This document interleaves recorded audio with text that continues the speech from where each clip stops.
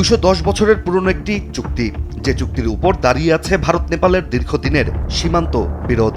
আর এই চুক্তির উপর নির্ভর করেই ভারতের ৩টি অঞ্চলকে নিজেদের বলে দাবি করছে নেপাল।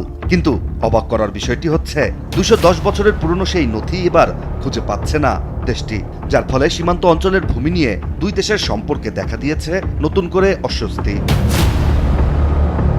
নেপালের পররাষ্ট্রমন্ত্রী শিশির খানাল সংসদে জানিয়েছেন, জাতীয় আর্কাইভ সহ বিভিন্ন সরকারি দপ্তরে খোঁজ চালিয়েও তারা নিশ্চিত হতে পারেননি যে ১৮১৬ সালের সুগৌলি চুক্তির মূল স্বাক্ষরিত দলিলটি তাদের কাছে আছে কিনা। তবে কিছু নথি পাওয়া গেলেও সেগুলো আসল সরকারি কপি কিনা তাও নিশ্চিত নয় নেপাল।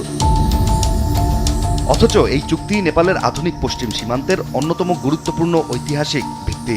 ১৮১৪ থেকে ১৮১৬ সালের অ্যাংলো নেপাল যুদ্ধের পর ব্রিটিশ ইস্ট ইন্ডিয়া কোম্পানি ও নেপালের মধ্যেই চুক্তিটি স্বাক্ষরিত হয়েছিল, যার ৫ম অনুচ্ছেদে কালী নদীকে নেপালের পশ্চিম সীমান্তের গুরুত্বপূর্ণ নির্দেশক হিসেবেই তুলে ধরা হয়। ভারত ও নেপালের মধ্যে বিতর্কের শুরু এখানেই। মূলত কালী নদীর উৎস কোথায়, এই প্রশ্নের উত্তর নিয়েই ভারত ও নেপালের দাবি পরস্পরের বিপরীতে। নেপালের দাবি নদীর উৎস লিম্পিয়াধুরায়, সেই ব্যাখ্যায় লিম্পিয়াধুরা কালাপানি ও লিপুলেখ নদীর পূর্ব দিকে পড়ে এবং নেপালের ভূখণ্ডের অন্তর্ভুক্ত। তবে ভারত এই ব্যাখ্যা প্রত্যাখ্যান করেছে। নয়াদিল্লি জানিয়েছে, কালী নদীর উৎস লিপুলেখ অঞ্চলের নিচে ঝর্ণাগুলোর সঙ্গে সম্পর্কিত এবং কালাপানি ঐতিহাসিকভাবেই ভারতের অধীনে ছিল। বসুন্ধরা টিস্যু, অশুদ্ধতার বিরুদ্ধে এক বিন্দুও ছাড় নয়। বিতর্ক সবচেয়ে তীব্র হয় ২০২০ সালে।